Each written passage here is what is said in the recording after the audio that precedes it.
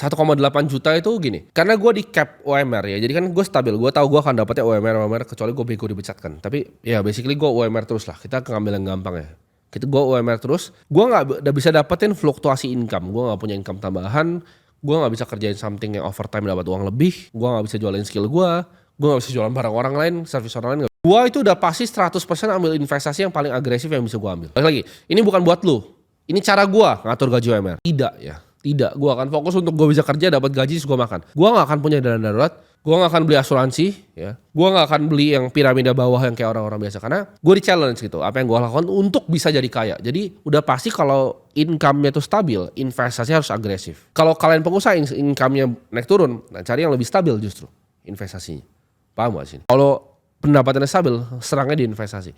Nah 1,8 juta itu mungkin gue kepikiran 2 skenario ya. Gue bakal taruh mungkin setengah itu di Bitcoin udah pasti. 50% udah pasti gue taruh di Bitcoin. Yang gue tahu Bitcoin itu CAGR-nya sekarang itu masih 100% dari awal berdiri ya. Dari 2009 tuh CAGR-nya compound annual growth rate-nya itu 100%. Tapi itu kalau gue lihat saya ya udahlah gue pangkas ke paling gue pangkas forward-nya kan masa depan gak seperti masa lalu, ya anggaplah benar 30% per tahun ya. Bitcoin akan 30% per tahun kalau gue invest secara berkala, setiap bulan gue tabungin. Portofolio income gue udah lebih besar dibanding UMR gue. Di situ gue pensiun. Jawabannya jadi gue tidak mau kerja UMR ini. Gue fokus untuk ngurus portofolio gue sudah 400 jutaan di situ.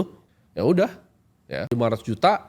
Gue rasa gue udah gak mau kerja UMR lagi dan gue tinggal kipas-kipas dan menikmati hasilnya dan gue gulung.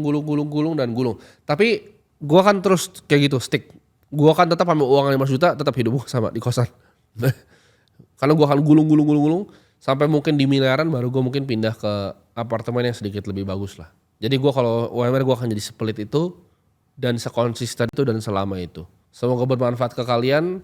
Jadi buat kalian yang punya UMR ya kalau mau ngikut gue silakan. Tapi itu the best I can think of gitu. Ini strategi terbaik yang gue bisa pikir. Kalau lu mau pakai gaya lu sendiri nabung di deposito ya silakan.